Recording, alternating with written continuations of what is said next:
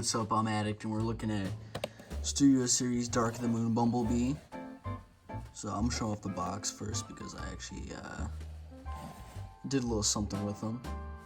But here's the back of the box and shit. Comes with the Battle of Chicago backdrop, which is pretty sick. Got a look at Bumblebee from the side there. I'm not a big fan of the plasticless packaging that they'd be going with. It's not really that good.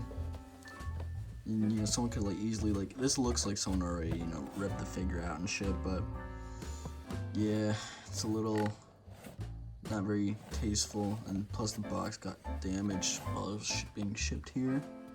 But yeah, it looks pretty sick. So that's it for the box. While this figure is pretty good looking and is the best Bumblebee, I think it needs a little something. There, that's a little better. Just a little bit of customization. And yeah, it's not too bad looking. I mean, I know I'm not the best, painter or nothing, because I don't really have a steady hand, and I think I kind of went a little overboard with the battle damage. Every time I customize the figure just to make it look a little bit better, it's always like 50-50. Sometimes they'll come out good, sometimes they'll come out kind of not too bad. But just gives them a little extra paint, just to make them look a little more accurate and just a little bit more better. So yeah, it's not too terrible. So the sculpt of this figure is the same, with a few minor new parts for it, but it's the same sculpt as the original mold for this figure. The only thing that's really different is these sections here are a different piece. These sections here are a different piece. The chest is definitely different, and the top hood here of the car is different. But other than that, it's pretty much the same as the first Camaro Bumblebee from the Studio Series that they've done. Not the old style Camaro, but the newer style from the first movie. And yeah, so just getting close here on some of the details. Oh, camera up. And so here's the face. Did go a little overboard, and eye's a little messed up, but it's not too bad. I did some weathering with some silver, and then I also I took a lighter and put a lighter over it.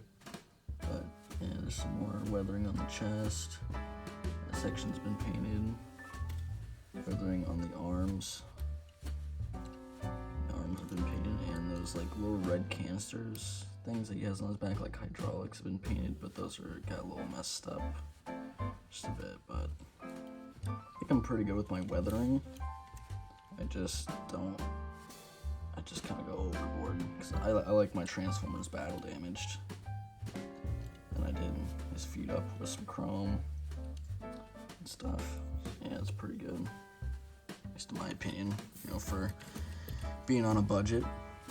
But yeah, not too terrible looking. And let's go to articulation. He has a ball joint at the shoulder. You can go back only that far because the back kibble. And it can go up that far. He also has a ball joint at the elbow, which can also swivel. And he has a waist swivel right there. He has a ball jointed a ball joint at the thigh, so leg can kick up that far, can go back that far. And then he has a hinge at the knee. That's also a swivel, mainly for transformation. He has a slight kind of pivot, and if you want to, he kind of has toe articulation or foot articulation, but that's mainly for transformation. So yeah, probably my most favorite version of Bumblebee, and the third movie is, I actually forgot, the head is also on a ball joint. You can look up that far, down that far. Camera's out of focus. down that far, and from side to side, and there's a little bit of tilt. Yeah, probably my favorite version of Bumblebee, because, well, the third movie is probably the best out of the first trilogy, and I really like these car modes. So let's get on down to transformation. So transformation for this guy is pretty simple but kind of complex for a deluxe class figure. So what you're gonna do first is you're gonna fold these back wings up like that. Then you're gonna lay them flush against the tires. Then what you're gonna do is pull on this back piece, lift out the front of the top of the car. Then there's a piece under here, this piece right here, and you're gonna swing that out. Then that'll swing out like that. That'll kind of make a clicking noise. Then you're gonna wanna push the backpack up a bit. Then what you're gonna do is push these doors back so it gives you enough clearance. Then what you're gonna do is untab the chest from there. Make sure this lights. Make sure the light's all good. What we're gonna do is unclip the chest and lift that up, and then untab the front parts of the car from his chest and pull them out. And then you're gonna just flip those up. And you're gonna just leave the chest up there for now while we work on the bottom piece. Oh, well, you might wanna put these arms out to the side. This light doesn't seem to be the brightest for some reason. Apologize. But yeah, and then just flip this piece up for right now. Just get it out of the way. And what you're gonna wanna do is you're gonna flip the waist around so the back is facing the front of his, I guess, stomach. Then you're gonna flip these pieces out to the side like that, and then push up on his kneecaps. That'll bring his shins up. And then take these feet, and they're pegged in. They're pegged in on the side here using that port and a tab right on the inside right there. So you're just gonna untab those, bring those down, and you're gonna push it up on this post or down, depending on your perspective, but those are gonna push out like that. And then you're gonna wanna flip the leg around, and these windshield pieces you wanna push up. Do the same for the other side. Flip one piece out. And there you go. Then you're gonna wanna push the feet in. Make sure they go over under the windshield pieces like this. And then what you're gonna do is these sections right here, the back of the car, tab into the sides of his legs. So you're going to untab from the side of the leg. Then you want to make sure this piece goes over that part of the leg, and then you're going to tab it in right there. And then the shin piece, you want to flip it around, and then it's going to go on the side like that. Then same for the other side. Clip that, move it around, that goes over there, tab that in, and do the same thing for the shins. And then what you're gonna do is you're gonna tab both the parts of the car together. Tabs them kind of hard. And then with this piece, you're gonna flip it back. You're gonna flip it down to get more clearance. And then what you're gonna do is you're gonna bring these arms down. They're on these yellow hinges. So you're gonna bring the arms down, spin them forward like that. then it's on a double hinge, so you're gonna want to hinge this up while hinging this in. Make sure the feet are out of the way from the back, so it collapses in on itself. So I'll give you a better look of. Okay, so it's gonna collapse in like that. Now you're gonna spin the hands like this. So you basically want his shoulders looking like that, and the arms in this formation. And then now what you're gonna do is you're gonna, I'll make it easier for you. What you're gonna do is you're gonna bring, actually, you're gonna twist these around so they're facing this way. Same for the other side. And now, then what you're gonna do is you're gonna bring it in like that, so that way it sits in that groove. And then that's gonna allow you to collapse this down. Make sure that's lined up with the other section of the car. When this is all lined up, then you're gonna tab these in. They'll just soft tab onto the front part of the car.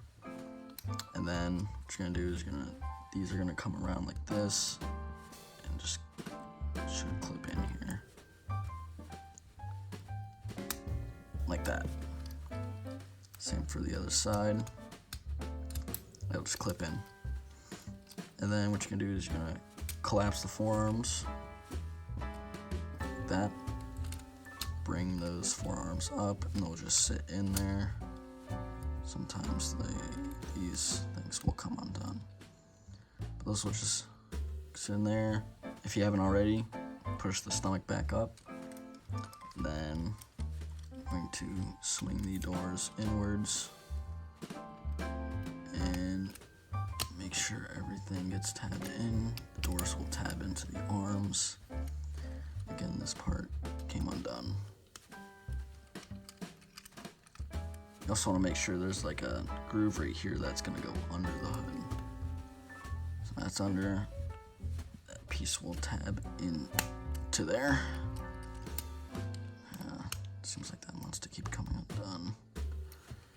There we go. And then same thing with the other door. Slide it all up. Get that situated. Then tab that part in. And then there you have the robot mode. I mean, car mode. What am I talking about? There's his Camaro mode. Now back into robot mode, I was gonna do a transformation from car back into robot, but I don't want to scratch up some of the paint that I've done to it. And it is a pretty simple transformation, even though it looks kind of complex for a deluxe. But I also did fail to mention his weapon, which I forgot about. I also did some weathering to the weapon. Then on the inside, I did blast effect. But, the way he holds his weapon is just a post right here, and it goes in his hand. Like that. And it almost looks like it transformed from his arm, which is actually pretty sick. So, yeah, there's the blaster. Just keep the blaster in. But for some size comparisons, here he is next to the older Bumblebee. And there's definitely things I did better on this one customizing it than I did on this one. This one, his face is messed up completely, almost. And, some of the weathering I do like on this one, but some of them are a little more refined on certain areas. Like, with this one, I feel like the arms are, about, the same as far as weathering goes. Definitely my paint job is a little bit better on the new one in certain areas. But did I do the shins differently? No, they look just almost about the same. Yeah, you know, the feet I think I like better on the new one. The old ones are just black and it's just weird and out of place. Yeah, so there he is with the old style Bumblebee, which is going in storage. And here he is with Studio Series Barricade, his kind of arch nemesis. So they scale up pretty well. It is the same old as the other one, so they would scale up pretty good. So there he is with that Barricade. And here he is next to some other characters from Dark of the Moon. Now that is not Dark of the Moon Optimus Prime, but Dark of the Moon version of Optimus Prime uses the same body, so it technically can be. But there you go, scales up with Dino. They're about the same size. And with the Wreckers, he's a little taller than Leadfoot, but just about the same size as Topspin and Roadbuster. I think Soundwave might be a little short. I should definitely have made him a little taller. Later is next to there's Ratchet, and Sentinel Prime, and Shockwave. So some final thoughts about the Studio Series Dark of the Moon Bumblebee. It's pretty good. I definitely recommend it if you don't have a Bumblebee. I also recommend it if you have a defective 2007 Bumblebee. It's a really great mold. It's got no issues. Doesn't even have that big of a backpack either, which is pretty nice. So yeah, that's about it. I'll be making some more videos soon, and peace.